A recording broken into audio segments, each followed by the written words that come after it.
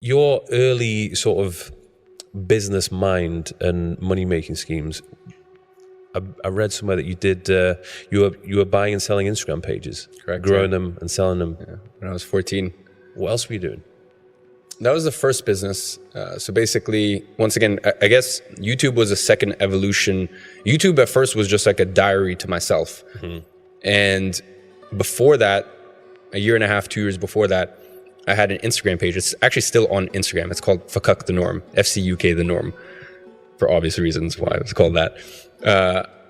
And up until maybe like the last 15 or 20 posts aren't me, but everything before that, if anyone wants an insight into what I was thinking when I was 14 years old, you can go to that page. I wrote every single caption on that page, and I grew that page to, I think it was 30 or 40,000 followers within 6 months. And all of a sudden, one day I get a message from a brand, and they're like, "Oh, how much do you charge for a promotion?" And this is around 2014. This is around like the movement era, where brands are starting to realize, oh, there's these pages and these influencers, and we can pay them and we can make a great return.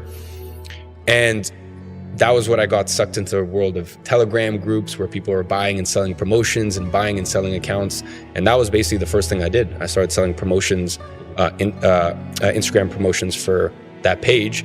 And then I was starting to get offers to buy that page. So I took the money I made from promotions, and what I would do is I would buy an Instagram page, let's say for like a Porsche fan page. And I would take that Porsche fan page, because that's a very niche thing. You can't really get many sponsors for that. And I would take a Porsche fan page with 150,000 followers, which back then was worth a lot more than what it is today. And I would just rebrand it to a general luxury page. And, I'd lose a decent amount of engagement and followers, but at least the page was open to a lot more sponsorships and potential sponsors. And that's what I did. I just flipped Instagram accounts, and then eventually I ended up selling that first account.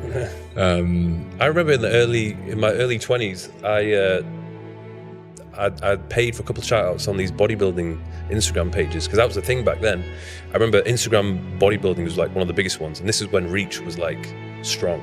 Like you were getting a lot of engagements on the reaches, and you could pay. It varied in the early days, wasn't that much, but then they started charging more and more.